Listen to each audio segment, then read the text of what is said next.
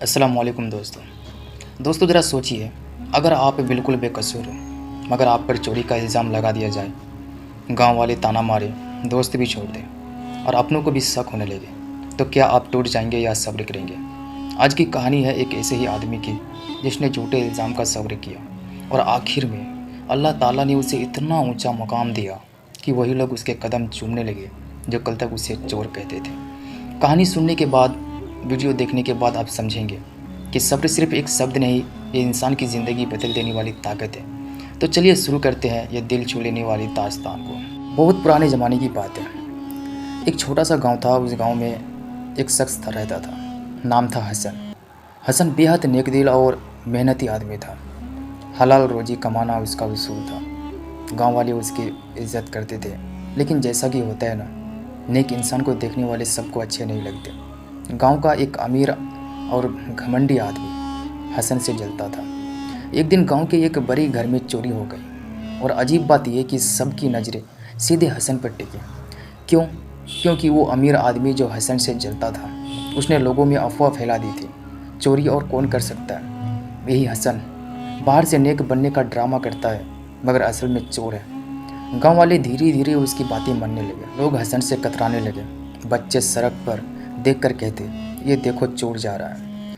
हसन का दिल टूट गया। वो सोचने लगा, मैंने तो कभी किसी का हक नहीं मारा, किसी का नुकसान नहीं किया, फिर ये इल्ज़ाम क्यों? उसकी बीवी भी रो रो कर कहा, लोग हमें चोर कहते हैं, हमें छोड़कर कहीं और चले जाना चाहिए। लेकिन हसन ने गहरी सांस लेकर कहा, नहीं, अगर हम भाग गए तो लोग कहेंगे कि हम सच में चोर हैं। मैं सब्र करूंगा, अल्लाह हक ज़रूर सामने लाएगा। दिन बीतते गए। इल्ज़ाम की वजह से हसन को काम मिलना बंद हो गया। कभी भूखे पेट सोना पड़ता, कभी बच्चों को बिना खाना सुलाना पड़ता। लेकिन एक बात हसन ने नहीं छोड़ी, नमाज और सब्र।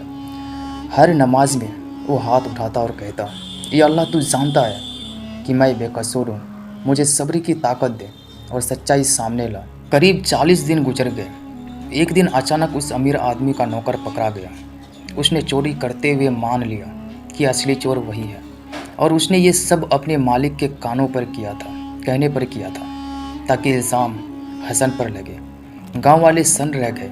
जिन लोगों ने हसन को गालियां दी थी, वही अब उसके पैर पकड़कर माफ़ी मांगने लगे। हसन की आंखों में आंसू आ गए। मैंने कहा था ना, सब्र करने वाला कभी हारता नहीं, अल्लाह देर करता है, अंधेर नहीं। दोस्तों, ये कहानी हमें ये सिखाती है, लोग चाहे जितना इल्ज़ाम लगा दें, मगर अगर इंसान सब्र करे और अल्लाह पर भरोसा रखे तो आखिर में सच्चाई ज़रूर सामने आती है। सब्र सिर्फ मुश्किल बर्दाश्त करना नहीं, बल्कि दिल से ये मानना है कि अल्लाह मेरे लिए सबसे बेहतर चाहता है। तो दोस्तों, आपको ये कहानी कैसी लगी? क्या आपने भी कभी ऐसे वक्त देखा है जब लोग झूठा इल्ज़ाम लगा दें और आपको सब्र करने पड़े?